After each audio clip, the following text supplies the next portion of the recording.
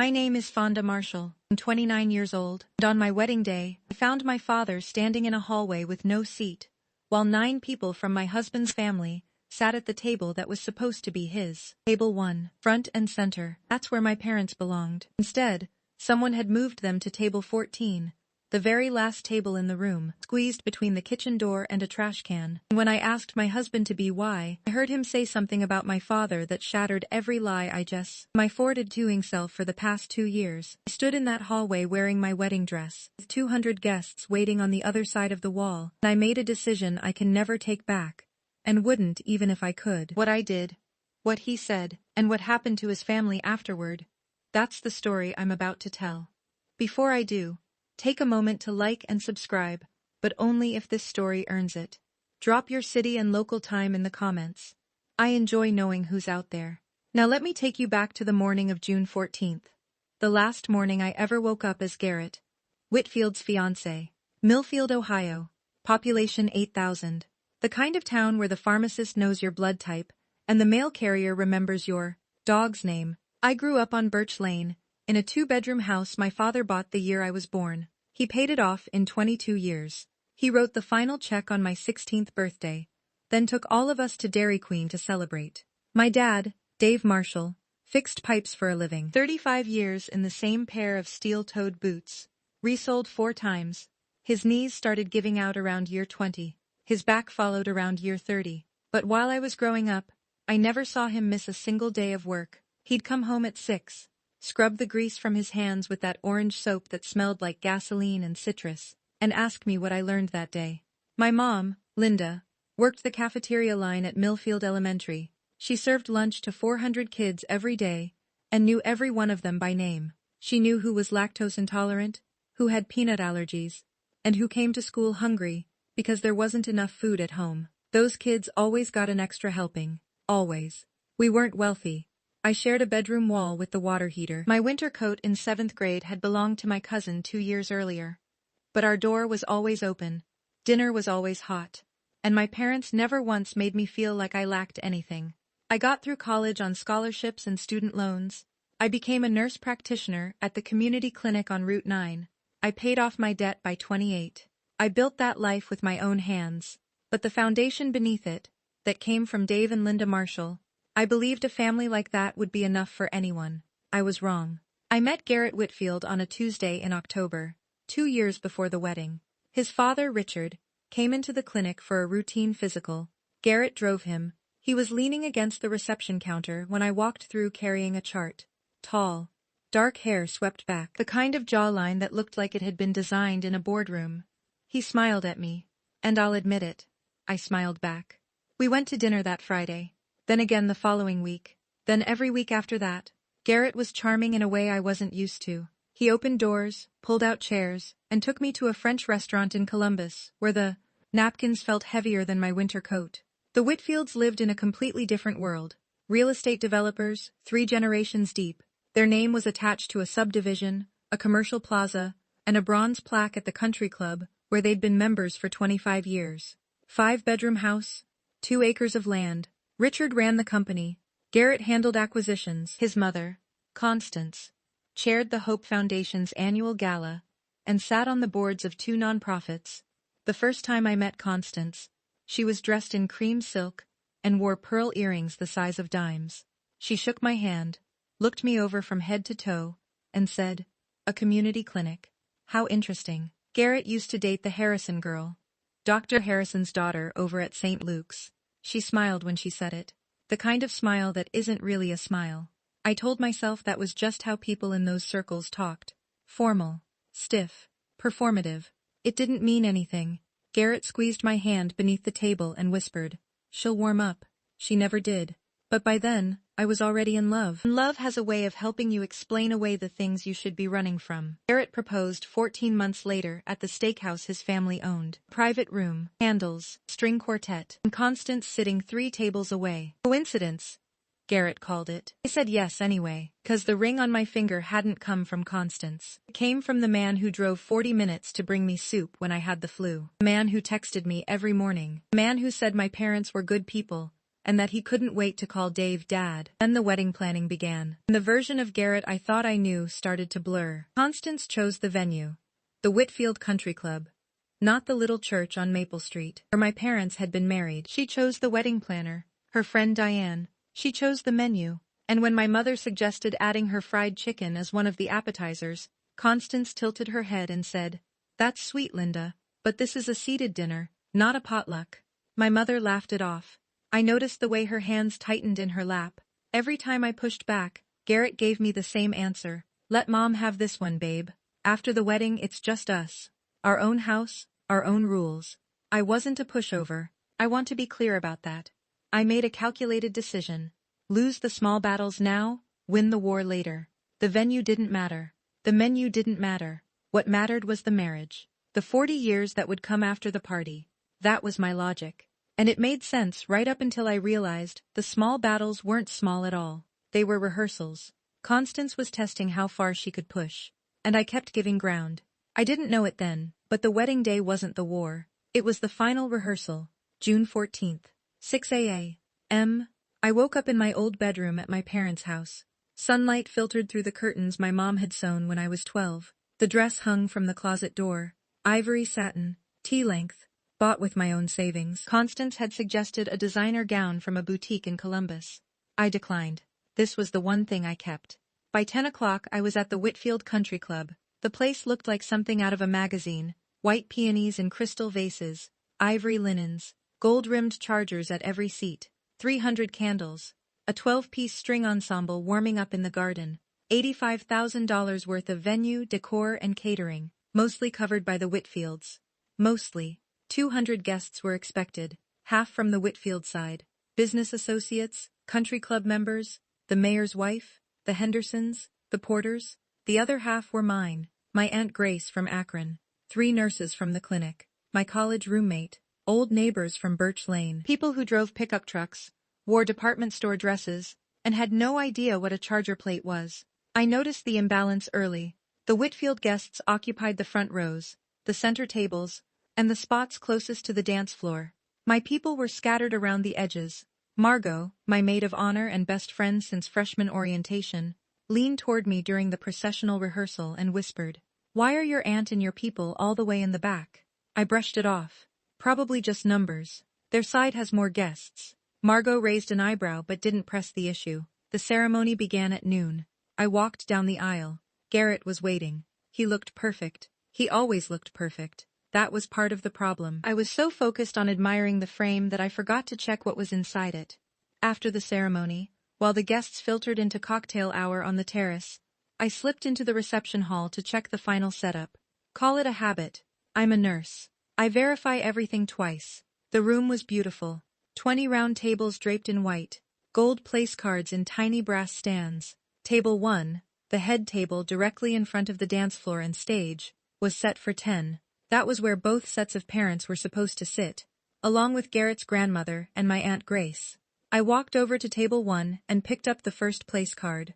Gerald Whitfield, Constance's brother. I picked up the next one, then the next. Lydia Whitfield, Thomas Whitfield, Mr. and Mrs. Porter, Mr. and Mrs. Henderson, Patricia Whitfield Ross, Gerald Whitfield Jr., 9 Whitfields and their associates, no marshals. My chest tightened. I started checking the other tables. Table 2, Whitfield cousins. Table 3, country club members. I kept going.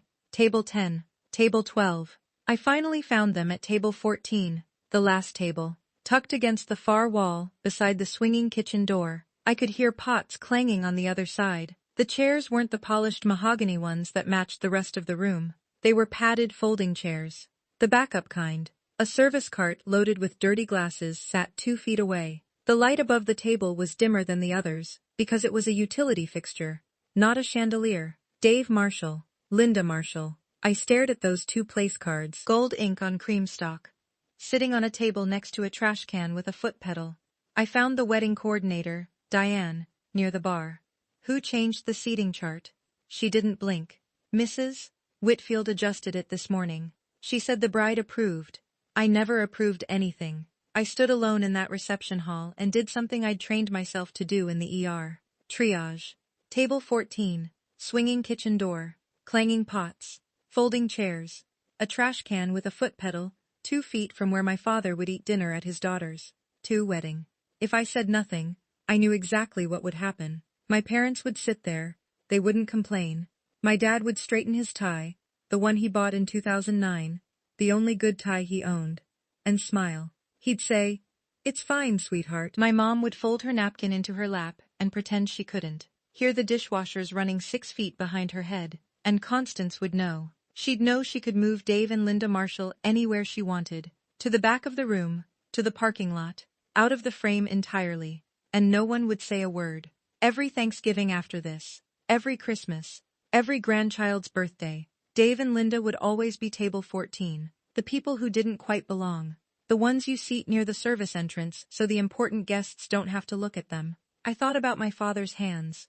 35 years of copper pipe and joint compound. He could rebuild a bathroom in a single day. He saved for 6 months to buy that suit. I thought about my mother's dress. She had sewn it herself. Altered an old dress. Added lace to the sleeves. Replaced the zipper. I'd watched her work on it for 3 weekends.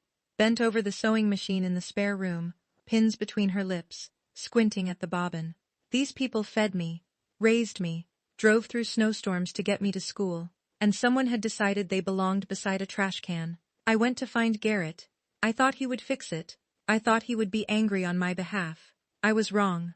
For the second time that day, I know some of you watching right now are thinking about your own parents. Maybe yours worked double shifts so you could have braces.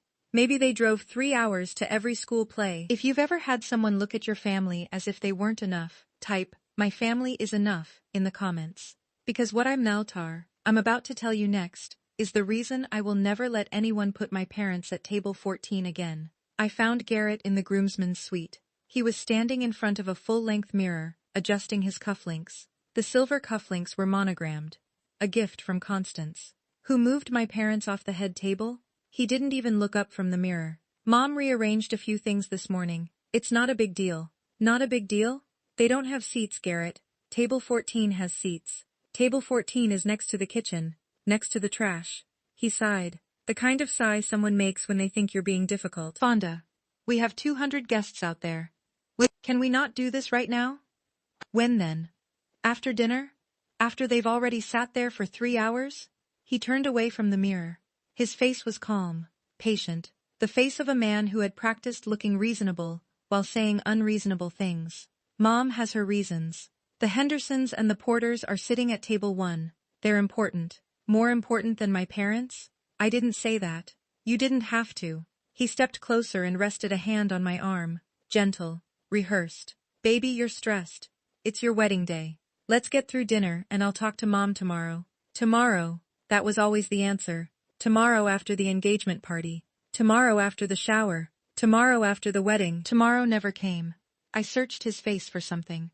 Anger, guilt, surprise, anything that would tell me he hadn't known about this until right now. There was nothing, no surprise, no outrage. He'd known since that morning, maybe longer. He knew Constance had moved my parents to the back of the room, and he still got dressed, adjusted his cufflinks, and checked his hair in the mirror. I walked out without saying another word, but there was still one more door I needed to open.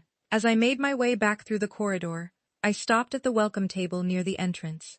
A neat stack of printed programs sat beside the guest book.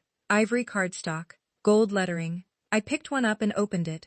Page 2. With love and gratitude to our families. Beneath the heading was a list: Richard and Constance Whitfield, Gerald and Lydia Whitfield, Thomas Whitfield, the Whitfield Family Foundation. 4 lines. All Whitfield. I flipped the program over, checked the back, checked inside the fold. Dave and Linda Marshall were nowhere to be found. In the original version, the one I had approved 3 weeks earlier, my parents had been listed first. With deepest love to Dave and Linda Marshall, whose sacrifices made all of this possible. I had written those words myself. Constance had seen the proof. She never objected. She didn't need to. She simply waited until the morning of the wedding, and had Diane reprint them. My parents' names had been erased, not just from the table, from the record. I found Margot near the bridesmaid's room, touching up her lipstick. One look at my face and she set it down. "What happened?" I told her everything. The table, the program, Garrett's reaction, All of it. 30 seconds. No pauses. Margot didn't flinch. She didn't gasp. She didn't say, "Oh my God." She didn't tell me to calm down. She simply closed the lipstick, slipped it into her clutch, and looked at me. "What do you want to do?" "I don't know yet." "Okay. What do you need from me?" "Stay close." "I'm here, Fawn. I'm right here." She didn't say, "I told you so." Margot had warned me about the Whitfields 6 months earlier. Gently. Once. Then never again.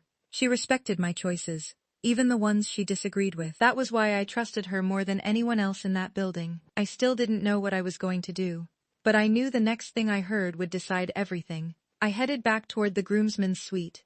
I wasn't trying to eavesdrop. I was going to give Garrett one more chance. One more chance to stand in front of him and say, "Fix this, or I'm not walking into that room." The door was cracked open. 3 inches. Maybe 4. Enough to hear every word. Constance spoke first. Her voice was low and controlled, the way it always was when she was at her most dangerous. "Garrett, look at her father. That suit is from 2005. And her mother. My God, did she sew that dress herself? They look poor. You cannot have them sitting at the front table. Our guests will think." "I know, Mom. The Hendersons are sitting right there. Jim Porter and his wife. These are the people who matter, Garrett. Not, I'm sorry, but not a plumber and a lunch lady. You're right. The Marshalls are fine in the back. It's more appropriate." A pause.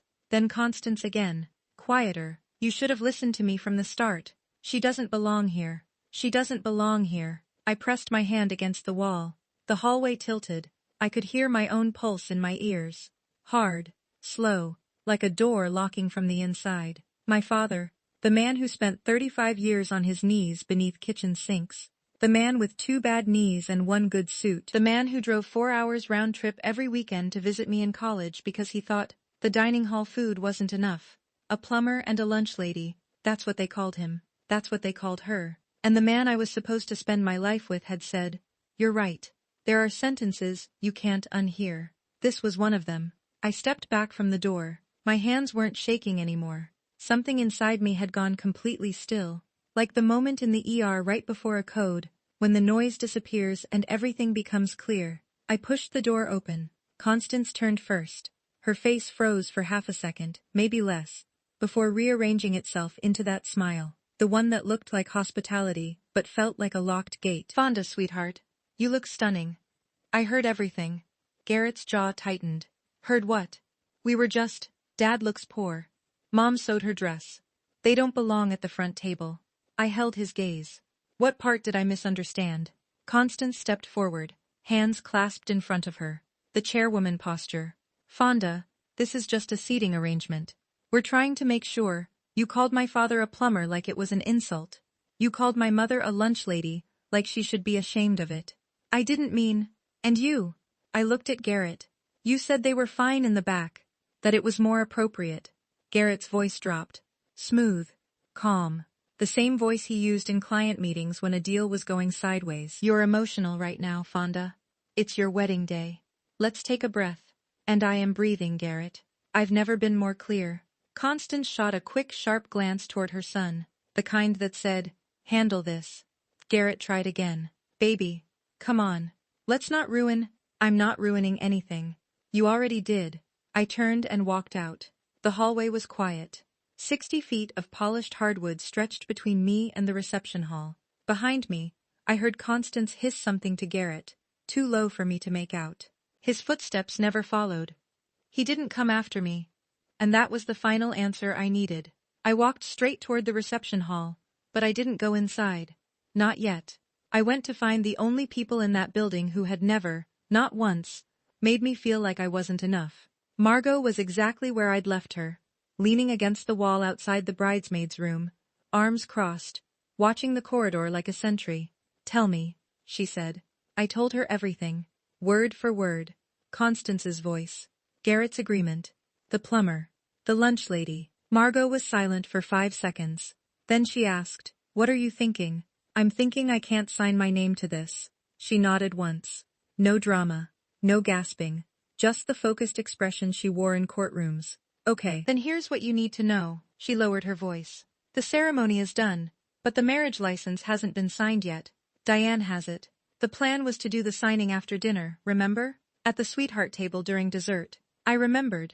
Constance had insisted on making it a moment. The bride and groom signing in front of the guests like a performance. So, legally, you're not married. The ceremony was symbolic until that paper gets signed, witnessed, and filed with the county. No signature, no marriage. No annulment needed, no divorce, nothing. I let that sink in. The officiant's words, the vows, the rings. None of it was binding yet. The only thing that mattered was a signature on a piece of paper sitting in Diane's leather folio. How long do I have? As long as you don't sign. But Fawn, once you walk in there, once the toasts start, once Diane brings out that license, the pressure to sign in front of 200 people is going to be enormous. I know. So whatever you're going to do, you need to decide before you sit down. She placed a hand on my arm. Firm. Steady. I'm your lawyer and your best friend. In that order tonight. Whatever you choose, I'm standing beside you. I found my parents at table 14. Dad was sitting upright, hands flat on his knees, the way he always sat when he was uncomfortable but too proud to show it. His suit jacket was buttoned. His tie was straight. He had polished his shoes that morning. I could tell because they had that dull shine that came from drugstore polish and a kitchen rag. Mom sat beside him, smoothing a crease in her dress. She had altered it herself. Taken in the waist, added lace to the sleeves, replaced the zipper. 3 weekends of work. I'd watched her bent over the sewing machine in the spare room, pins between her lips, squinting at the bobbin. A server pushed through the kitchen door behind them. It swung open with a bang, releasing a burst of heat and the clatter of stacked plates. Mom flinched. Dad didn't move. Hey, sweetheart. Dad smiled when he saw me. You look beautiful. Dad, I'm so sorry about. Don't. He held up one hand. I can sit anywhere, baby girl. This is your day. It's our family's day. He looked at me for a long moment. Something shifted behind his eyes. Not anger, not sadness. Something quieter. Understanding, maybe. As if he already knew what I hadn't said yet. I thought about the $12,000 sitting in the catering company's account. My parents had saved it over 15 years. A little each month from a plumber's pension and a cafeteria worker's paycheck. It covered the catering deposit. Every plate, every glass of wine, every dessert that 200 guests would eat that night. Without that $12,000, there would be no dinner. And Constance had seated the people who paid for the food beside the place where the trash went. Out. Stay here, I said. Both of you. I'll be right back. Mom reached for my hand. Fonda, don't make trouble on account of us. I'm not making trouble, Mom. I'm finishing it. The reception doors opened. 200 guests filed inside, guided by the string ensemble playing Pachelbel's canon, like it was a lullaby for rich people. I watched from the edge of the room as everyone found their seats. The Whitfield side settled into the front tables, with the ease of people who had always sat in front. The Millfield side shuffled toward the back, checking place cards, and pulling out chairs that didn't quite match. The MC, Derek, Garrett's fraternity brother, stepped up to the microphone. Ladies and gentlemen, let's welcome the families of our beautiful couple. He gestured toward table 1. The Whitfield family. 9 people stood. Constance beamed. Richard gave a modest wave. Gerald and Lydia clinked glasses. Applause followed. Derek paused, glanced at his card, and moved on. And now, let's raise a glass to love. No mention of the Marshalls. Not a single word. Across the room, I saw Nurse Patricia, my charge nurse, the woman who trained me in the ER. She walked toward table 14 carrying a plate of appetizers. She stopped, looked at the folding chairs, looked at the kitchen door, looked at my father. Then she set the plate down and came straight toward me. Fonda. Her voice was low and controlled, the same tone she used when a patient was coding. Why are your parents sitting next to the service entrance? I'm handling it, Pat. That man rebuilt the plumbing in my house for half price when my pipes burst in January. He wouldn't even take a tip. I know. So why is he sitting next to a trash can at his daughter's wedding? At table 1, Mr. Henderson, Jim Henderson, Richard's biggest development partner, leaned toward his wife and said something quietly. She glanced over her shoulder toward the back of the room, then looked back at him, frowning. People were noticing. The seams were beginning to show. The first course was served. Butternut squash bisque in white porcelain bowls. My parents' $12,000 plated and garnished with microgreens. Constance left table 1 and headed toward the bar. Her friend Vivian walked beside her. Their path took them directly past table 14. I was standing near the dessert station, 20 feet away. Close enough to see, close enough to hear. My mother was adjusting the lace on her left sleeve. The stitching had come loose. 3 inches of thread hung from the cuff. She was trying to tuck it underneath discreetly, concentrating the way someone does when they don't want to draw attention to themselves. Constance stopped, looked at Mom's sleeve, then turned to Vivian. Bless her heart. Someone should have bought her a proper dress. She took a sip of champagne. But I suppose you have to know your place. She said it the way she said everything, with a smile, and at a volume that was technically private, but carefully calculated to carry. My mother's hands went still. She stopped adjusting the sleeve. Her eyes dropped to the table. Dad reached beneath the tablecloth and took her hand. He didn't say anything. He just held it. I have watched patients flatline. I have held a child while a doctor delivered a terminal diagnosis to her mother. I have seen things in the ER that would keep most people awake for weeks. Watching my father, Dave Marshall, the strongest man I have ever known, sit there and absorb that woman's coward, while holding my mother's hand beneath a folding table beside a trash can, that was the worst thing I have ever seen. Because for the first time in my life, I saw him ashamed. Not ashamed of himself.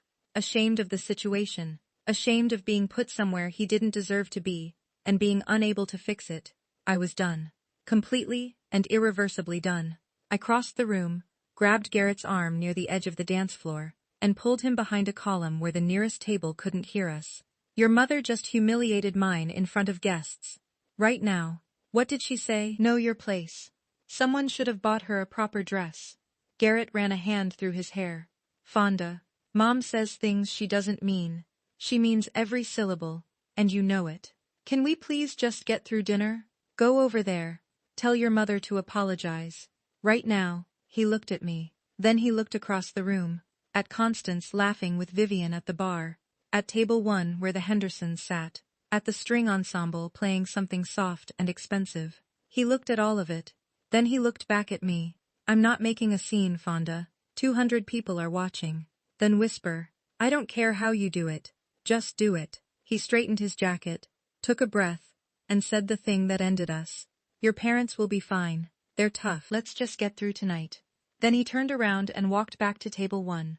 He sat down in his gilded chair. Constance leaned over and patted his arm. He picked up his wineglass. I stood alone behind the column. The string quartet shifted into something by Vivaldi. Servers glided past carrying trays of seared salmon. My $12,000 salmon. 200 people laughed and clinked glasses in a room where my parents didn't tech. 200 people laughed to sitting in. Garrett chose. He chose the table. He chose the room. He chose his mother. Now it was my turn. I walked straight to table 14 and sat down. Not in the chair assigned to me at the sweetheart table. Not beside the groom. Between my parents. Mom looked at me, confused. Honey, you should be up front. My family's here, so I'm here. Dad studied my face. He had known me for 29 years. He could always tell when I was about to do something. Fonda. His voice was quiet. Careful. Don't do anything on our account. I'm not doing this for you, Dad. I'm doing it for me. I looked across the room toward the bridesmaids' table. Margot was already watching. I met her eyes, and gave a single nod. She nodded back. Then she reached beneath the table, picked up her clutch, and stood. I took one breath. Then another. Then I pushed back my chair, and stood up. The walk from table 14 to the stage was maybe 60 feet. It took about 30 seconds. My heels clicked against the polished hardwood. A sharp, steady rhythm. Like a metronome counting down. A few heads turned. Then more. The conversations didn't stop all at once. They faded table by table, like ripples moving backward through water. By the time I reached the stage, the room was nearly silent.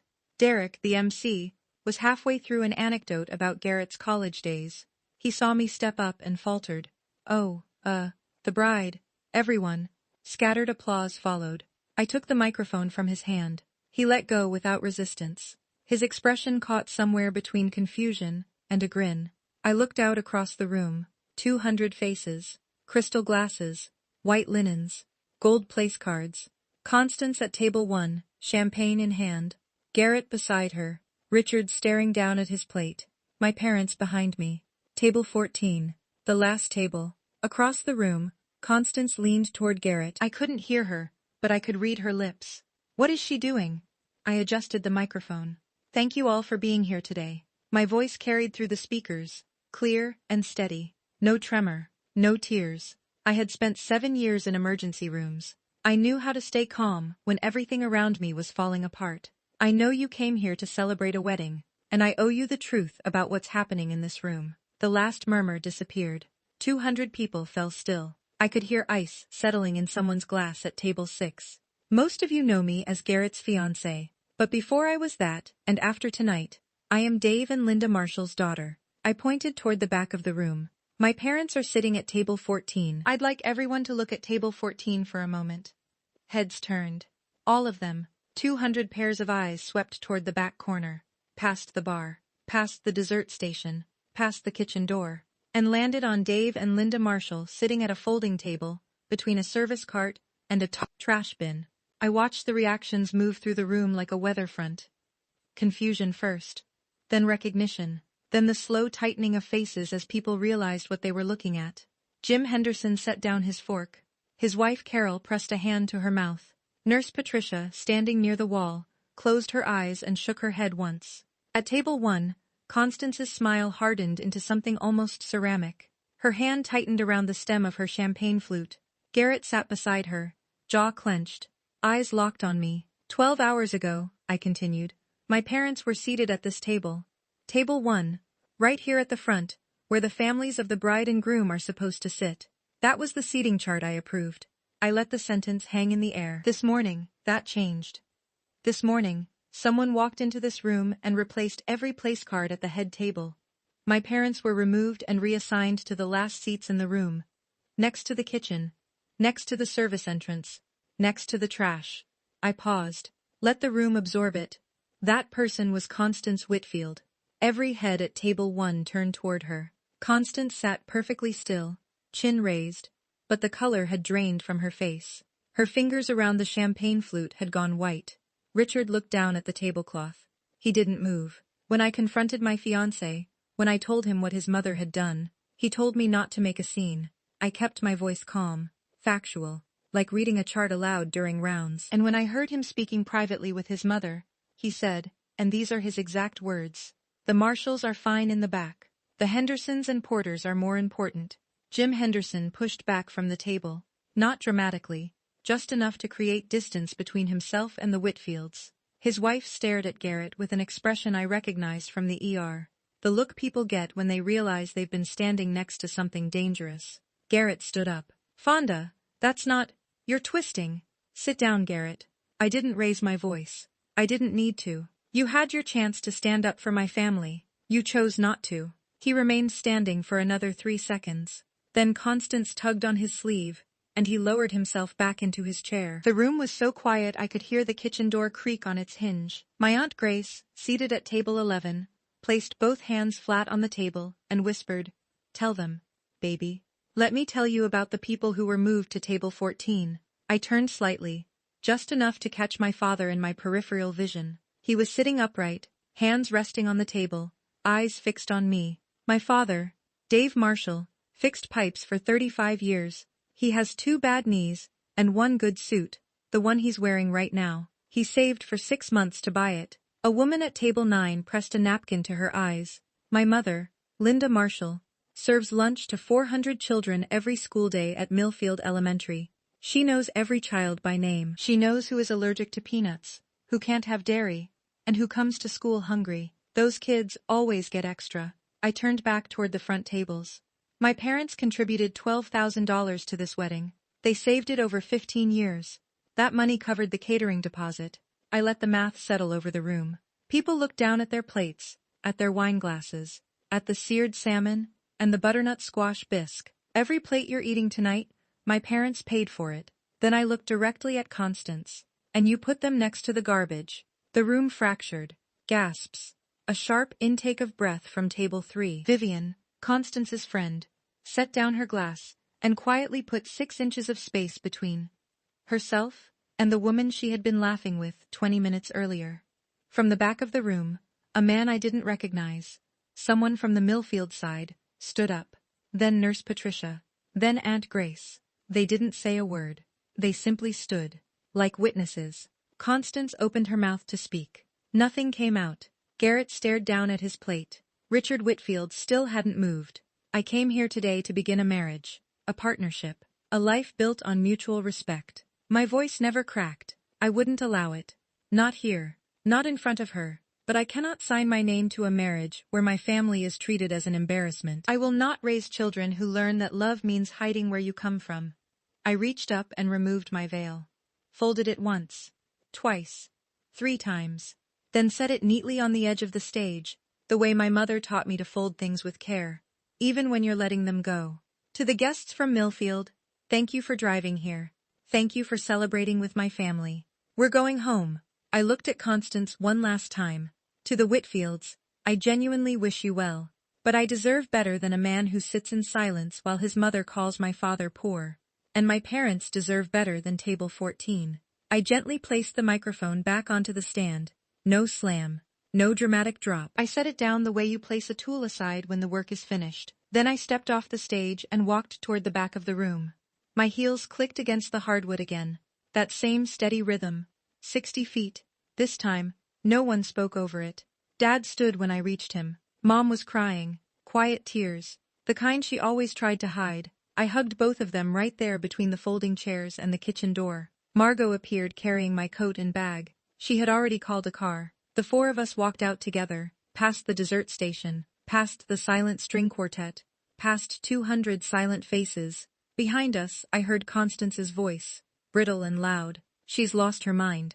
And Garrett calling after me. Fonda, wait. I didn't wait. The door closed behind us.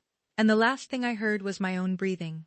If you're still here, you already know why I did it. But I want to hear from you. Has anyone ever made you feel like your family wasn't good enough? Like your parents didn't belong? Type not table 14 if you know that feeling. And if this story hit close to home, share it with someone who needs to hear it today. Now, what happened after I walked out? That's where the real story begins. That night, I sat at the kitchen table in my parents' house. The same table where I'd done homework since 3rd grade. Formica top, chrome legs, a chip in the corner from the time I dropped a cast iron skillet in high school. Mom made coffee. Dad sat across from me and said nothing, which was his way of saying everything. At 9:15, Margot called. The marriage license is still unsigned. I confirmed it with Diane. She has the original document. It was never signed, never witnessed, never filed. So legally, you were never married. Not for a single second. No annulment required. No divorce proceedings. Nothing. You walked away clean. I exhaled. One knot in my chest loosened. There's more, Margot said. Under Ohio law, because you cohabited, he may try to claim some shared property. But your lease is in your name, and your bank accounts are separate. You're in a strong position. Okay, one more thing. He's been calling. 17 missed calls from Garrett, 3 from Constance, 1 from Richard. Block all 3. Already done. After Margot hung up, I sat at the kitchen table for a long time. Dad had gone to bed. Mom was washing the coffee mugs. Even though the dishwasher was empty, she always washed dishes by hand when she was worried. My phone was silent now. No more calls. No more texts alternating between, "Baby, I'm sorry," and "You humiliated my family. And you'll regret this." I didn't need his apology. I needed him to have stood up 6 hours earlier and said, "That's my wife's family. Put them back where they belong." He didn't. And I couldn't undo what I had heard. Mom dried the last mug, placed it in the cabinet, and kissed the top of my head on her way to bed. "I'm proud of you," she said. "Your father is too. He's just no good at saying it." 2 weeks later, I threw up in the bathroom at 7 in the morning, then again at noon, and again at 4. I bought a test at the CVS on Route 9, the same one where the pharmacist, Gail, had known me since I was 6. She looked at the box, looked at me, didn't say a word, just rang it up and handed me the bag. Positive. 2 pink lines. Sharp and unmistakable. I sat on the bathroom floor in my parents' house and cried. Not the way I always imagined I would if this ever happened. Not with joy. Not with surprise. Not with the breathless gratitude people describe in pregnancy announcement videos. I cried because my life had just become 10 times more complicated, and I was sitting on a floor with the same grout my dad had installed in 1998. I was going to be a mother, and the father was a man I had walked away from in front of 200 people. The question came quickly. Tell Garrett. The answer came even faster. Yes, this child had a right to know both parents, But telling him didn't mean going back. It didn't mean second-guessing myself. It didn't mean trading my dignity for a co-parenting arrangement wrapped in Whitfield money. Mom found me an hour later. She had come in looking for towels, saw the test on the counter, and went completely still. Then she sat down beside me on the tile floor. Cold tile. Bad knees. She didn't ask questions. She just put an arm around me and held on. "You're not alone," she said. "You've never been alone." "I know, Mom. Your dad's going to lose his mind." In the good way. I almost laughed. Everything was harder now. But harder didn't mean wrong. And alone didn't mean defeated. Not when I had a mother who would sit on a bathroom floor beside me without being asked. I told Garrett by email. Margot reviewed every word before I sent it. 3 sentences. Professional. Final. "I'm pregnant. I'm keeping the baby. If you want parental rights, all communication goes through legal counsel." His response came in waves. The first email, "Come home, Fonda. We'll raise this baby together. We can fix this." The second, 4 hours later. "My family will fight for custody. You have no idea what you're up against." The third arrived at midnight. "You're making the biggest mistake of your life." 3 emails. 3 different men, pleading, threatening, predicting disaster, all from the same person who couldn't stand up to his mother over a seating chart. Then Constance called. She had gotten a new number. Mine was blocked, so she tried the house line. Dad answered. I was standing in the kitchen doorway. "Mr. Marshall," Constance said, her voice perfectly measured, "I trust you understand that this child is a Whitfield. We have the best attorneys in the county."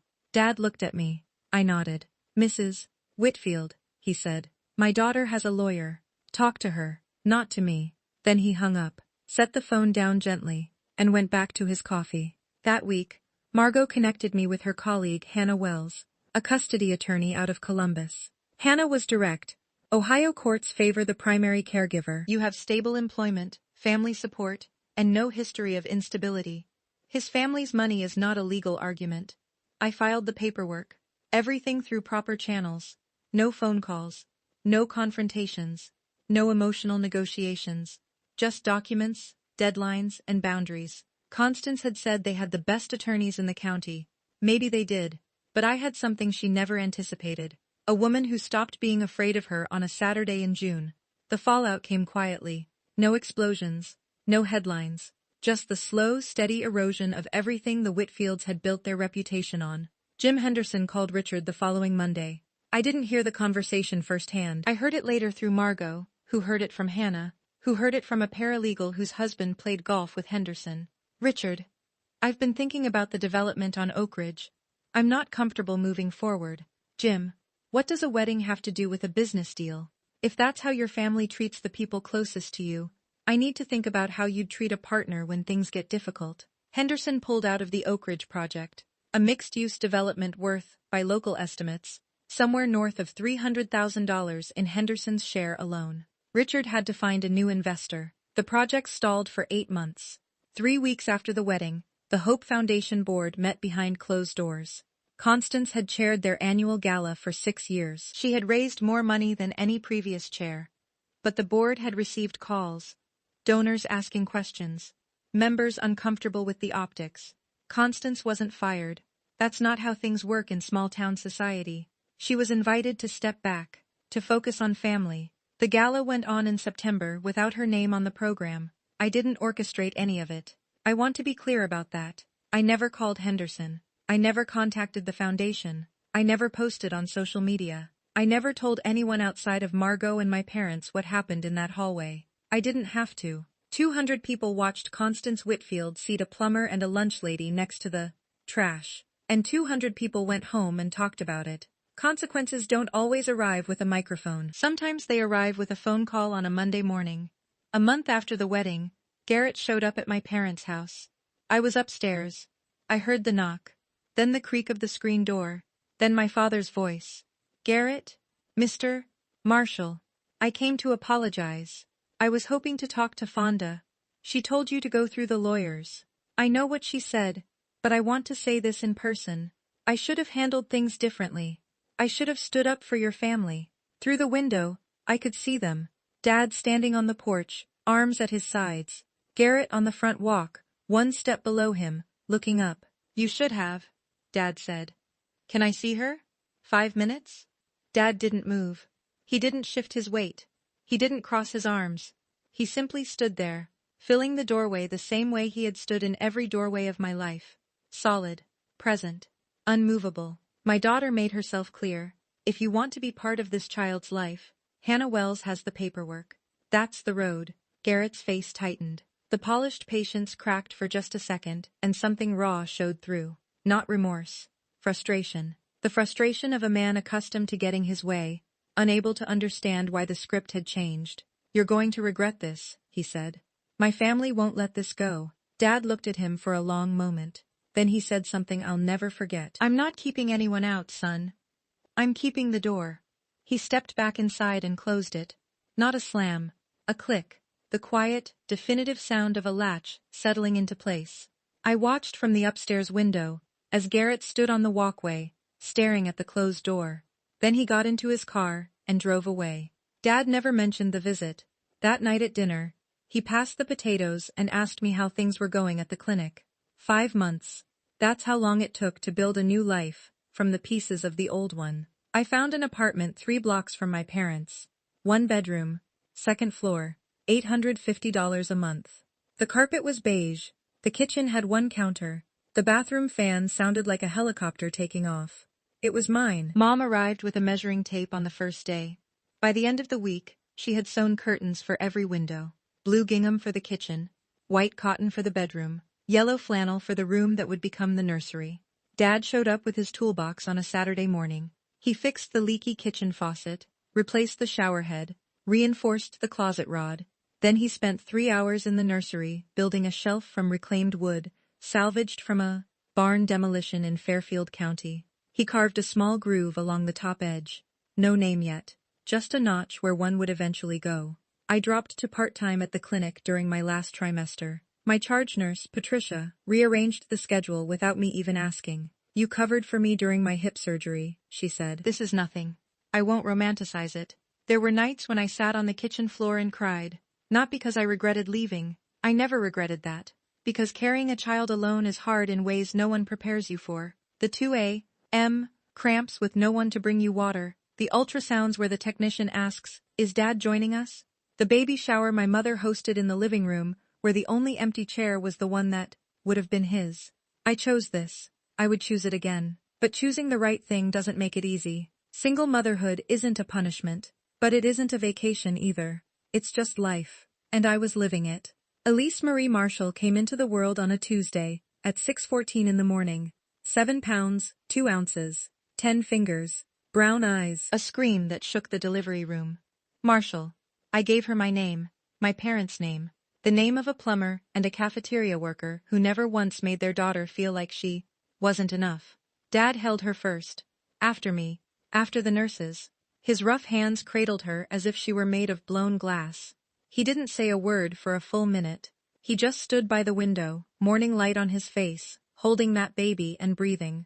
Mom took pictures, 47 of them. I counted later. 2 weeks after Elise was born, a letter arrived at my apartment. No return address.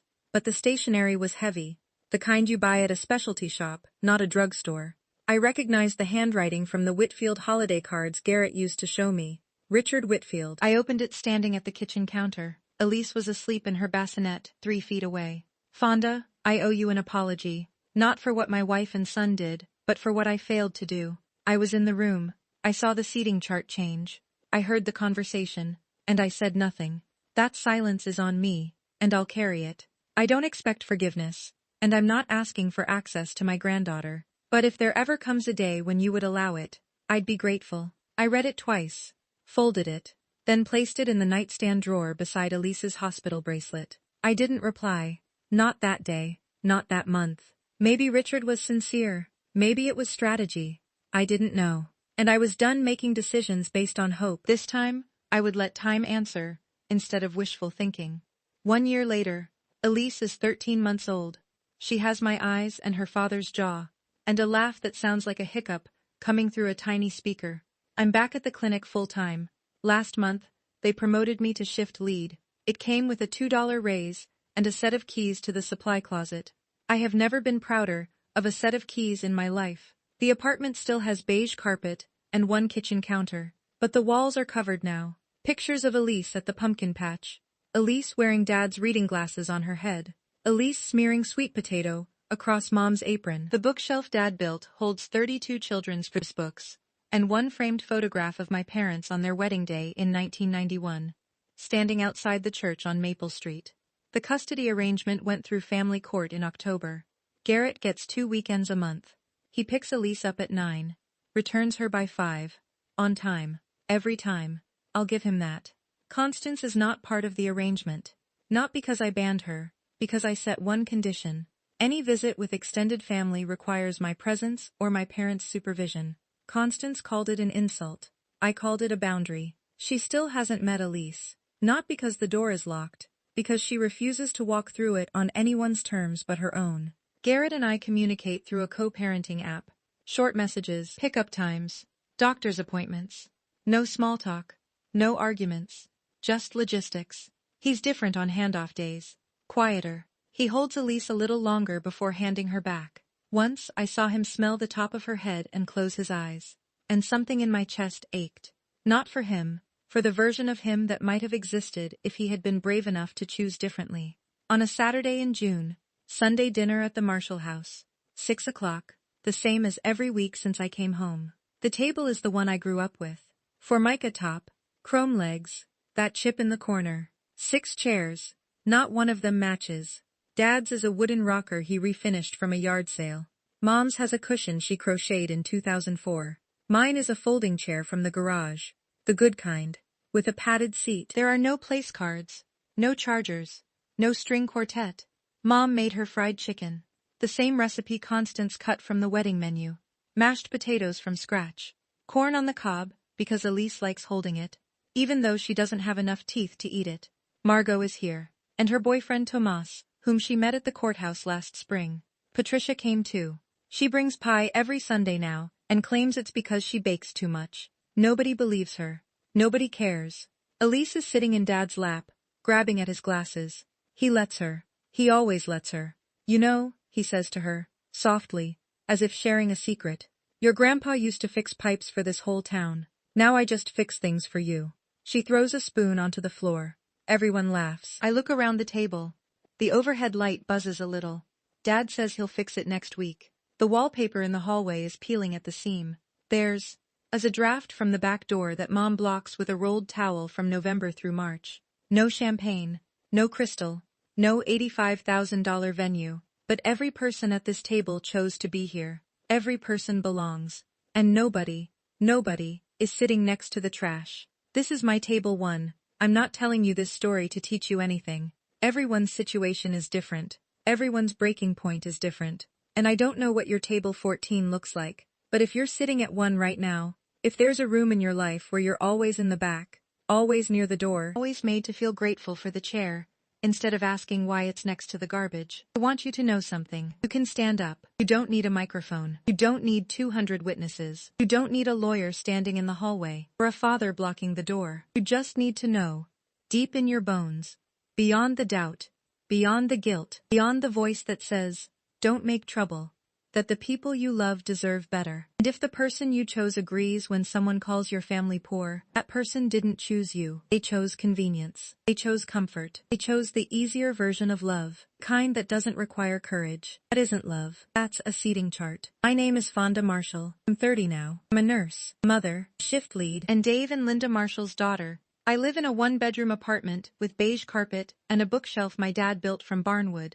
My daughter laughs like a hiccup, throws spoons on the floor, and has never once sat at a table where she didn't belong. And I have never been prouder of where I come from. That was my story. Now I want to hear yours. If you've ever had to stand up for your family, type table 1 in the comments. If you think I made the right call or the wrong one, tell me. I want to know. And would you have answered Richard's letter? That's one I'm still figuring out myself. If you're new here and this story resonated with you, hit subscribe. I share stories like this every week. And there's another one in the description that I think you'll connect with. Thank you for staying until the end.